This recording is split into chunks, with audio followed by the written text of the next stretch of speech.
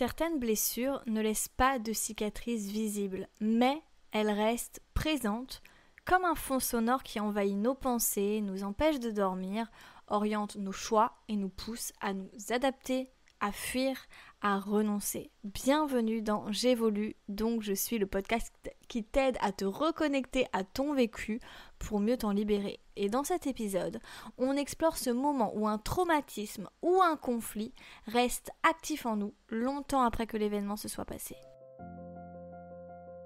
Bienvenue dans J'évolue, donc je suis. Ici, nous explorons la transformation personnelle et la conscience de soi.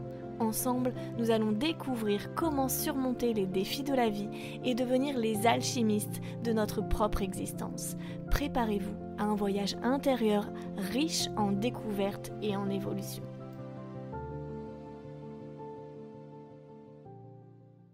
J'ai accompagné une patiente qui a vécu un conflit très douloureux avec une collègue, initialement une amie, avec qui elle partageait une activité sportive. Cette relation, elle s'est dégradée jusqu'à une violence émotionnelle forte sur le lieu de travail. La collègue a même fini par être congédiée de l'entreprise puisqu'elle avait eu des conflits avec d'autres personnes. Mais malgré tout, ma consultante continuait à la croiser dans leur activité sportive commune. Et plutôt que de s'y confronter, elle a préféré fuir.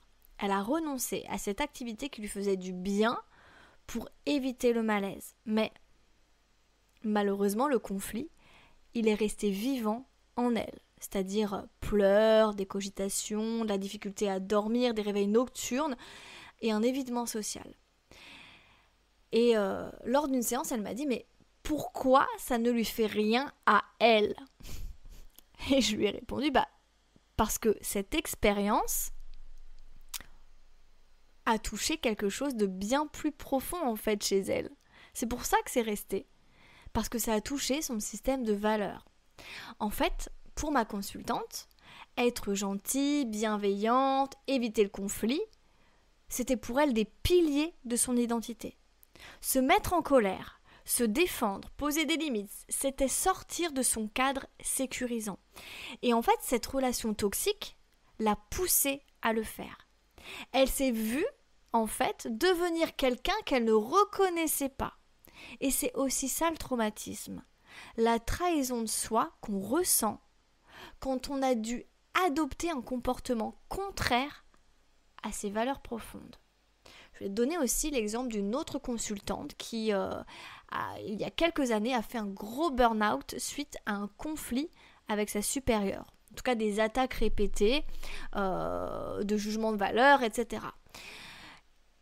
Donc, pour ma consultante, cette supérieure, cette femme, elle est perçue comme maltraitante, presque monstrueuse.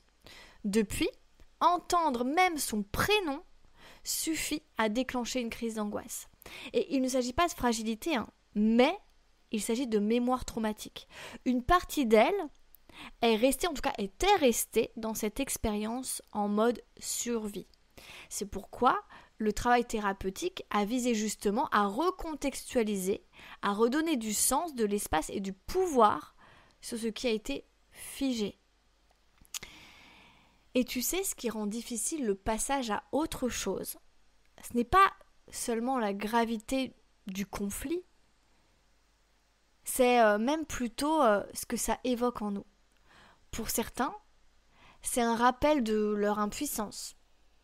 Pour d'autres, une blessure de trahison.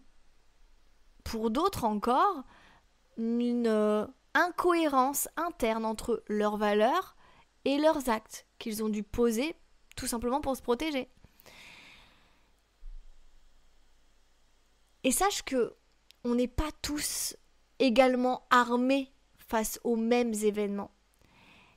Et ce n'est pas une question de volonté, c'est une question de structure. Donc des fois on peut dire oui, c'est bon, c'est rien, c'est passé.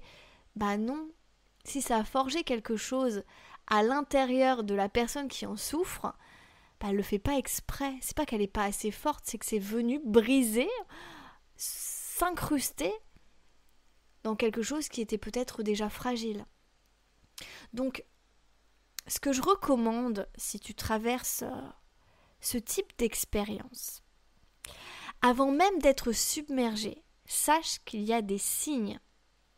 Et souvent, on les ignore. Parce que on pense que, comme ma consultante m'a dit, c'est ce que je me disais, on se dit, ce n'est pas si grave. Pourtant, ton corps, ton comportement ou tes comportements, ton émotionnel parle pour toi. C'est-à-dire que, tu peux éviter des lieux, des personnes ou des situations sans vraiment comprendre pourquoi. 2, tu ressens une fatigue émotionnelle à chaque fois que tu y repenses. 3, tu justifies beaucoup ce qui s'est passé, mais tu sens une boule au ventre ou à la gorge.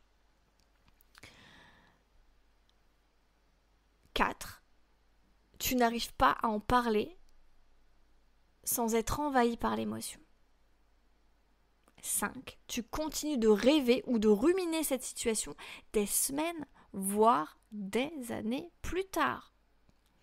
Et sache que ces signaux sont autant d'indications que ton corps et ton inconscient te donnent pour dire non, ce n'est pas digéré. Donc si je peux te donner quelques pistes de réflexion pour t'en libérer. Premièrement, demande-toi, qu'est-ce que cette situation a touché de fondamental en moi?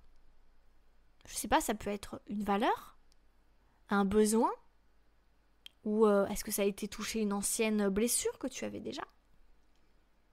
Deuxièmement, observe ce que tu as mis en place comme stratégie pour ne pas y penser. C'est-à-dire fuite, évitement, distraction, rationalisation. Et demande-toi, est-ce que ça fonctionne encore ces stratégies? 3. Troisièmement, accepte de reconnaître l'impact réel de ce que tu as vécu, sans minimiser.